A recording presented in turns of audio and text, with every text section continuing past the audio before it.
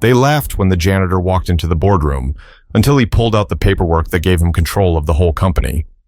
You ever walk past somebody so many times that they just become part of the background?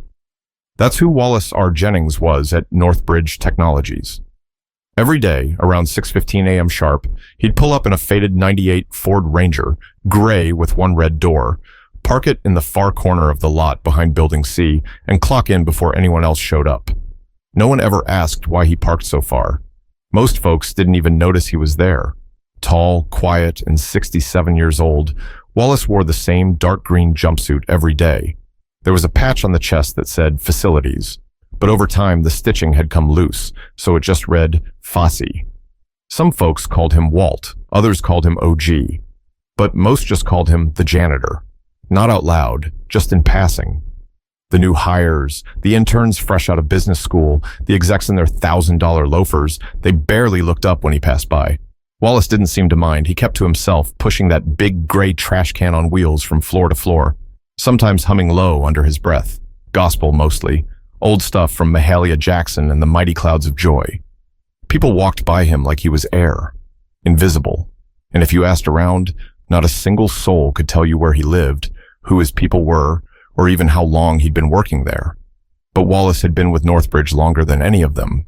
Before the coffee bar, before the biometric security, before the rooftop garden and nap pods, before the company had even made its first million, back when they were coding out of a converted auto shop on the west side of Mobile, Alabama. That's where the story really started. But hardly anyone left at Northbridge remembered those days. Now the company was worth over $3 billion. And Wallace, still pushing that trash can, still changing light bulbs, still walking the halls like a ghost in his own house. But on the second Tuesday of March, something shifted. Just slightly, but enough to catch the attention of the one person who actually paid attention. Most folks didn't realize Wallace had keys to every single door in that building, every server room, every office, every locked closet full of things most executives didn't even know existed. He didn't use them much, unless someone locked themselves out or a pipe busted, but the keys were always there, clinking on his hip like a forgotten reminder of something people didn't bother to understand. It was on that Tuesday that the new CEO, Byron Talcott, made his first visit to the downtown Birmingham headquarters. Young guy, maybe 38, wore tight-fitted suits, hair slicked back, and had a habit of speaking just loud enough to make sure everyone in the room knew he was in charge. That morning, he'd come to introduce a new vision, more automation, less manual waste. His words, not Wallace's. Byron stood in the main atrium, a crowd of employees gathered below the glass mezzanine. He smiled wide and clicked the slide remote. Numbers, forecasts, future plans. Then he said something that turned a few heads. We're building a leaner Northbridge, efficient, streamlined. Every department will be reviewed, including facilities. A few heads in the crowd turned toward Wallace, who stood in the back, arms folded, not smiling. No one said anything, but the message was clear. Some folks were about to be phased out. After the meeting, Wallace made his usual rounds, emptied the conference room bins, refilled the toilet paper in the exec washroom, mopped the tile floor outside the cybersecurity lab. Same routine, same steps. Except that day, he took an extra few seconds to look at a photograph on the wall.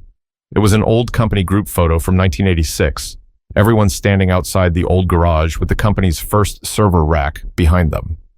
There were only 5 people in the photo. One of them, standing on the far left, holding a coffee mug, was a younger Wallace. Hair fuller, smile brighter. Right next to him was Jerome Kelly, the company's original founder, now long past. Below the frame, someone had scrawled a caption with a dry erase marker. Northbridge, where it all began. Funny thing, no one in the building even knew that janitor on the far left was Wallace Jennings. They'd walked by that photo 100 times and never noticed. That night, Wallace stayed late. He waited until the last developer logged off, until the motion-activated lights dimmed down the hall. Then he walked slowly to the small, rarely used file room on the 4th floor, unlocked the door, turned on the single fluorescent light overhead, and there, beneath a layer of dust, was an old filing cabinet with a rusted handle. He didn't hesitate, pulled it open. Inside was a thick manila folder marked Kelly Jennings Agreement. He stared at it for a second, then pulled it out gently, like it was something sacred. His hands shook a little, but his eyes? Steady. He closed the drawer, turned off the light, locked the door behind him. He didn't say a word to anyone the next day, but his steps were different, like a man walking towards something he hadn't touched in years. Before Northbridge Technologies became a name whispered in Silicon Valley boardrooms, it was just an idea, half-formed, scribbled on the back of diner napkins during late-night talks at Mertz and Mobile. Wallace Jennings didn't dress like a CEO, and he sure didn't talk like one. But back in 1985, he could write code cleaner and faster than most folks with degrees twice as expensive as his rent. He had a mind like a steel trap, sharp, quick, and methodical. What he didn't have was ego. Jerome Kelly had plenty of that. Jerome was flashy, visionary, the mouthpiece. Wallace was the hands, the problem solver, the one who could make something real out of nothing but whiteboard scrawls and dreams. They met working nights at a circuit board plant, hit it off over a shared love of jazz and a mutual hatred of the way corporate types treated people who worked with their hands. So they started Northbridge, in a borrowed garage with 2 clunky towers, a used coffee machine, and a prayer. The first version of their software, an internal database security tool, was a hit. Local banks picked it up, then regional hospitals. By 1991, they'd locked in their first major government contract. Wallace wrote 80% of that first system by himself, but by the mid-2000s, things started changing. New investors came in, suits with titles, polished shoes, and words like optimization and positioning. Wallace didn't speak that language. He didn't care to. He was a builder, not a brand. Jerome tried to keep him involved, but Wallace had started slowing down. The long hours, the stress, the meetings where he'd talk and people would talk over him. He got tired. Then came the stroke. It hit him one Tuesday afternoon, right in the break room. He was pouring coffee when his right hand just stopped. No warning, no pain, just a blank space in his body where control used to live. After that, he disappeared for a while. Rehab, silence. And when he came back, Jerome had passed from a sudden heart attack. The company had grown threefold. And Wallace? He asked to work in facilities. People thought it was sad, that he'd lost everything, that maybe his mind wasn't what it used to be, that he'd rather sweep than be swept aside. But the truth was quieter than that. See, before Jerome passed, he and Wallace had drawn up a contingency agreement, old school, signed on paper, not digital, a backup plan in case the board ever veered too far from what Northbridge was meant to be. The deal gave Wallace what lawyers call controlling interest in the event of foundational misconduct. A fancy way of saying, if the company ever forgot who it was, he had the power to remind it. Nobody at the table today even knew that agreement existed because nobody ever thought to ask. So Wallace swept, cleaned, walked the halls, and listened. He heard everything because no one ever filtered themselves around the janitor. He heard when payroll moved funds off the books. He saw which floors got bonuses while others got laid off. He watched as projects meant to help local schools were quietly shelved in favor of investor-focused software for government surveillance. He heard Byron talking about cutting half the warehouse team to make way for AI. He watched. He waited. Not out of revenge, out of responsibility, because Wallace Jennings didn't see himself as the company's past. He saw himself as its keeper. And now, after almost 20 years of silence, he was ready to speak again. But when he finally walked into that glass-walled boardroom, no one recognized the man who helped build the very foundation beneath their feet. Thursday morning, 9:02 a.m. The boardroom on the top floor of Northbridge HQ was full. Frosted glass, chrome legs on the table, 12 leather chairs, none cheap. Byron Talcott sat at the head, legs crossed, spinning a Mont Blanc pen between his fingers like a conductor waiting to cue the orchestra. Most of the board had flown in from out of state, LA, Austin, even Seattle, all gathered to discuss the next phase of Northbridge's evolution. New roadmap, budget cuts, leadership reshuffling. At 9:04, right as Byron cleared his throat to begin, the door opened. Wallace Jennings stepped in, slow, deliberate. In his hands, a thick manila folder, creased at the edges, held close to his chest like it was made of glass. Nobody moved at first. Then came a few chuckles, the kind that aren't loud but sharp, the kind you hear in a room where people think they're better than you. Can we help you, sir?" said Denise Lang, VP of Product Strategy. Byron leaned forward, squinting. You lost, my man? This is a private meeting. Wallace didn't answer. He walked over to the end of the table opposite Byron and placed the folder down. That's when Byron sat back in his chair with a smirk. All right, someone get facilities on the line. Looks like one of the staff wandered into the wrong... I built this company, Wallace said, his voice calm, flat, no emotion, but not weak either. The room stilled. You what? Someone said from the far end. I built it, from nothing, with Jerome Kelly, in a garage that didn't even have insulation. He opened the folder, pulled out a set of documents, yellowed with age, edges soft, but the text sharp. He slid them across the table like poker cards, patent records, founding agreements, a letter signed in black ink by Jerome Kelly. I know y'all don't recognize me. That's all right. I've watched this company get shinier every year, and smaller at the same time. Smaller in soul, smaller in purpose, smaller in the number of people who actually matter around here. Byron looked at the legal team, whispered something. Wallace didn't stop.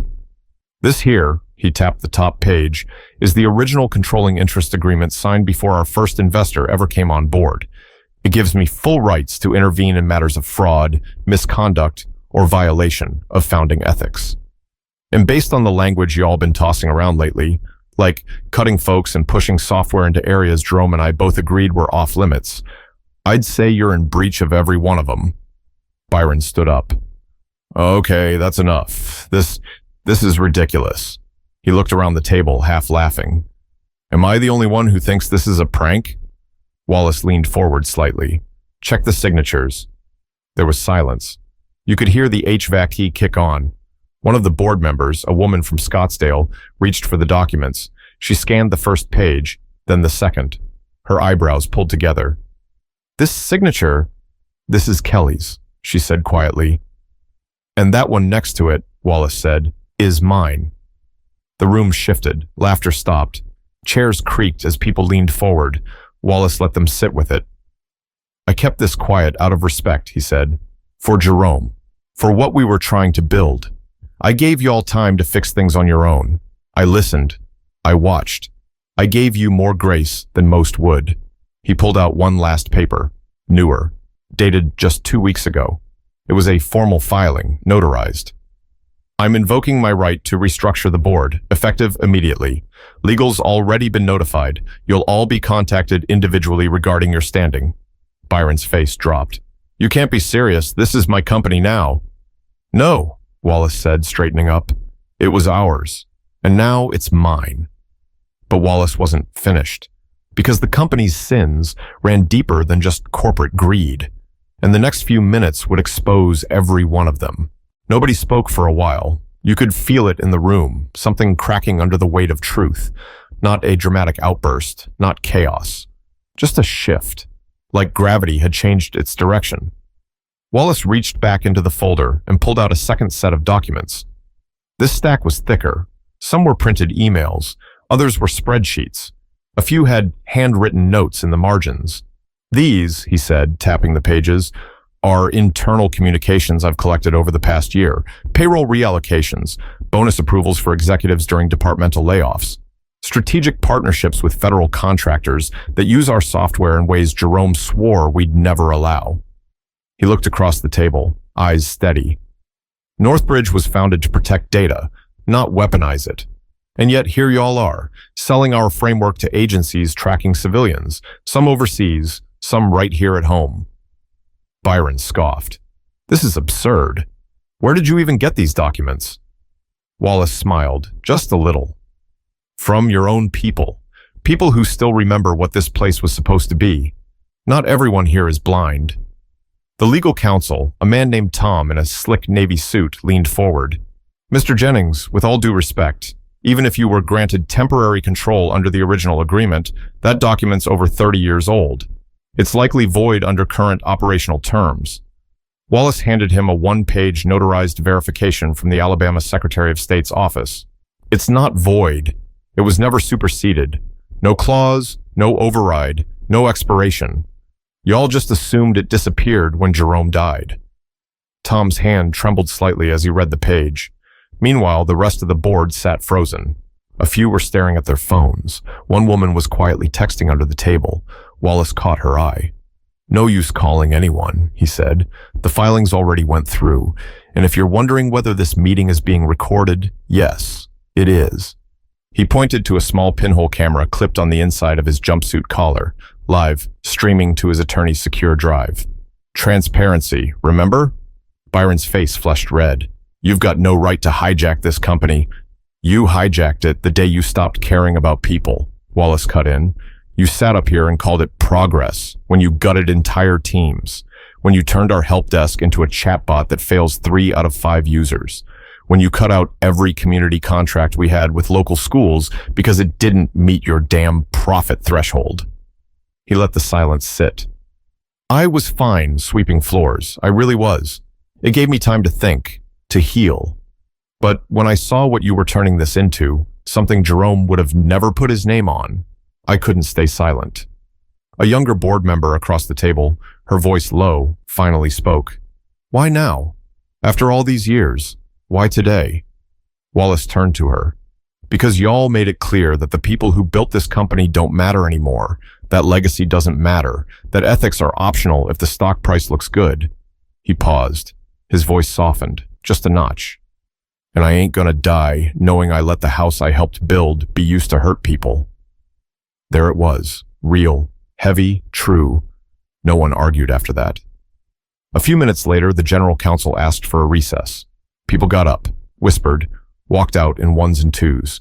Wallace stayed seated, still, calm. At 10:47 a.m., Byron left the room for the last time. By 2 p.m., the first round of resignations had begun. By 6, Wallace was in a private office on the 4th floor, his name already stenciled on the door, Wallace R. Jennings, chairman and acting CEO. But Wallace didn't want revenge. What he wanted came next, rebuilding the soul of a company that forgot what it stood for. Wallace didn't move into the top floor suite. He left that for someone else. Instead, he turned Jerome's old office into a working space again. Same worn leather chair, same chipped wooden desk from the early days. No more glass walls, no more framed magazine covers, just shelves of old tech manuals and a dusty picture of him and Jerome standing side by side, smiling in front of that garage back in Mobile. He showed up at 7:30 a.m. every day, just like before, still drove the same Ford Ranger, still wore his jumpsuit, but now he swapped the green one for a clean navy blue version, no patch on the chest. People noticed. Not just the execs, everybody. Maintenance staff started lifting their heads a little higher when they walked through the halls. Warehouse workers, coders, receptionists, folks who'd never been heard, suddenly had someone listening. Wallace didn't fire everyone, but he restructured things fast. He appointed Amira Douglas, head of internal equity, to the board. First time someone from warehouse operations ever sat at that table. He called back 3 managers who'd been laid off for redundancy and gave them back pay. He ended every meeting with the same question. What would Jerome think? The software contracts with federal agencies? Terminated? Community outreach programs? Reinstated? Expanded? Employee wellness budgets? Doubled. But the biggest thing Wallace did, he walked the halls every day, just like before. Same slow steps, same observant eyes. But now, people looked at him differently, not like a fixture, not like a shadow. They saw him. He never raised his voice, never bragged. When a young intern asked him how it felt to take the company back, he smiled and said, "It ain't about taking it back. It's about putting it back where it belongs." One afternoon, Byron's former assistant, Kevin Landry, a sharp, nervous guy in his late 20s, asked to speak with him privately.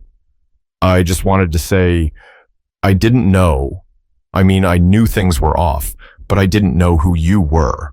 Wallace nodded. "Now you do. What you do with that matters more than what you missed." Kevin blinked, stunned at the grace. "Thank you, sir." Wallace put a hand on his shoulder. "Don't call me sir. Just do better." The message started spreading. A company isn't its valuation. It's not the perks or the tech or the buildings. It's the people who show up. The ones who remember why it started. The ones who care when nobody's watching. 3 weeks later, Wallace held a town hall. No slides, no press, no suits. Just him, a mic, and a room full of employees. "I'm not here to stay forever," he said. I'm just here to fix what got broken. This place forgot its soul. But you didn't. That's why I'm trusting you with what comes next. Don't just build smart things. Build right things. For real people. The room stood in applause. Not because they were told to, but because they felt it. Wallace stepped down as acting CEO 6 months later. He appointed a new team, diverse, grounded, and built from within. People who came up from shipping, from data entry, from real experience, not family connections or flashy resumes. He didn't go far, though. Most mornings, you could still catch him walking the floors, checking light bulbs, sipping coffee from the same old thermos. When someone new would ask, "Isn't that the janitor?" the answer was always, "That's Wallace Jennings. He was the janitor. He's also the founder, and the reason we're still standing." Some stories are about comebacks. Others are about character. Wallace's was about responsibility, the kind that doesn't shout, doesn't seek credit, and doesn't run when it gets hard. If you ever feel invisible, unappreciated, or dismissed, remember this. What you build, what you stand for, will always matter more than what others think you're worth. They can ignore your face, but they can't erase your foundation. If this story moved you, share it. Not just for Wallace, but for every quiet worker out there who's more than what their job title says. Let's start recognizing people for who they are, not just what they do.